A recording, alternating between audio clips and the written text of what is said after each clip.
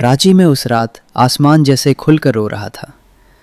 बारिश की मोटी मोटी बूंदें सड़क पर गिरकर छोटी छोटी नदियां बना रही थीं। स्टेशन के बाहर पीली रोशनी वाले बल्ब हवा में हिल रहे थे।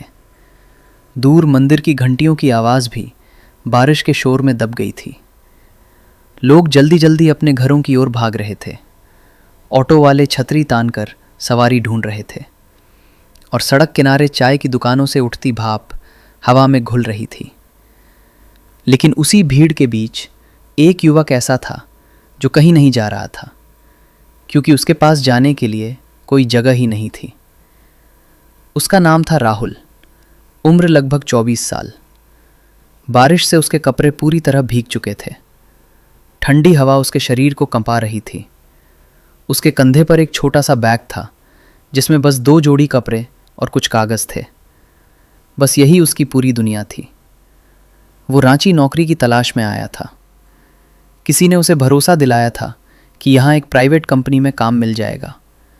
लेकिन जब वो यहाँ पहुँचा तो ऑफिस बंद मिला, फ़ोन बंद मिला और उम्मीद भी बंद मिल गई। उसके पास जो थोड़े बहुत पैसे थे वे 2 दिनों में ख़त्म हो गए। आज तीसरा दिन था और उसने सुबह से कुछ नहीं खाया था। राहुल की ज़िंदगी में संघर्ष कोई नई बात नहीं थी। 4 साल पहले उसके पिता का देहांत हो गया था। पिता की मौत के बाद घर की जिम्मेदारी उसकी सौतेली माँ के हाथ में आ गई। शुरू में सब सामान्य था, लेकिन धीरे धीरे व्यवहार बदलने लगा। ताने, अपमान और एक दिन साफ शब्दों में कहा गया, तू अब इस घर में नहीं रह सकता। राहुल ने बहस नहीं की। उसने बस अपना बैग उठाया और घर छोड़ दिया। वो किसी से लड़ना नहीं चाहता था, बस अपने पैरों पर खड़ा होना चाहता था। लेकिन आज रांची की उस ठंडी बारिश वाली रात में वो सड़क के किनारे अकेला खड़ा था। तभी उसकी नज़र सड़क के उस पार पड़ी। एक छोटी सी चाय की दुकान। टीन की छत पर बारिश की बूंदें तेज़ आवाज़ कर रही थीं। भीतर पीली रोशनी जल रही थी और चूल्हे पर उबलती केतली से भाप उठ रही थी। दुकान पर एक महिला खड़ी थी, साधारण साड़ी में, चेहरे पर थकान लेकिन आंखों में हिम्मत। उसका नाम था सीमा। उम्र लगभग 30 साल। 3 साल पहले उसके पति की सड़क दुर्घटना में मौत हो गई थी। तब से वो अपने 6 साल के बेटे सोनू के साथ अकेली जिंदगी जी रही थी। दिन में चाय बेचती, रात में बेटे को पढ़ाती और समाज की निगाहों से लड़ती रहती। राहुल कुछ देर तक दुकान के सामने खड़ा रहा। वो सोच रहा था क्या उसे चाय मांगनी चाहिए, लेकिन उसके पास पैसे नहीं थे और वो अपमान नहीं सहना चाहता था। फिर ठंड ने उसके संकोच को तोड़ दिया। वो धीरे से आगे बढ़ा और बोला, दीदी, एक कप चाय मिल सकती है? मेरे पास अभी पैसे नहीं हैं, काम मिलते ही लौटा दूंगा। उसकी आवाज़ में लाचारी थी, लेकिन आत्मसम्मान भी। सीमा ने उसे कुछ क्षण ध्यान से देखा।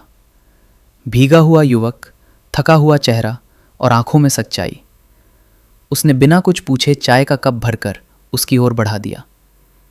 पहले पी लो। राहुल के कांपते हाथों में कप आया।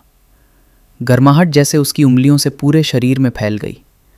उसने पहला घूंट लिया और उसे लगा जैसे कई दिनों बाद जिंदगी ने उसे थोड़ी राहत दी हो। सीमा ने पूछा, कुछ खाया? राहुल ने सिर हिलाकर ना कहा। सीमा अंदर गई और 2 ब्रेड और थोड़ी सब्जी प्लेट में रखकर ले आई। खा लो। राहुल की आंखें भर आईं। उसे लगा जैसे किसी ने उसकी भूख ही नहीं, उसकी बेबसी भी देख ली हो। वो धीरे धीरे खाने लगा। बारिश अभी भी हो रही थी। रात और गहरी हो चुकी थी। सीमा ने पूछा, अब कहाँ जाओगे?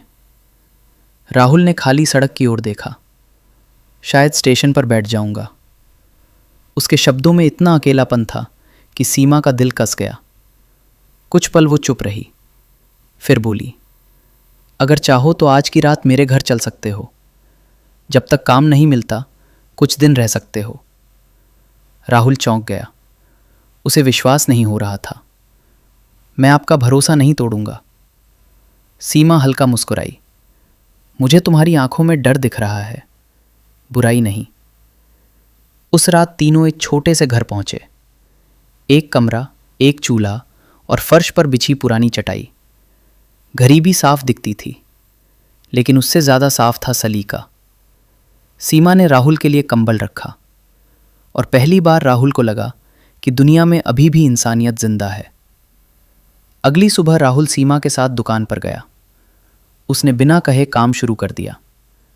टेबल साफ की, गिलास धोए और ग्राहकों को चाय देने लगा।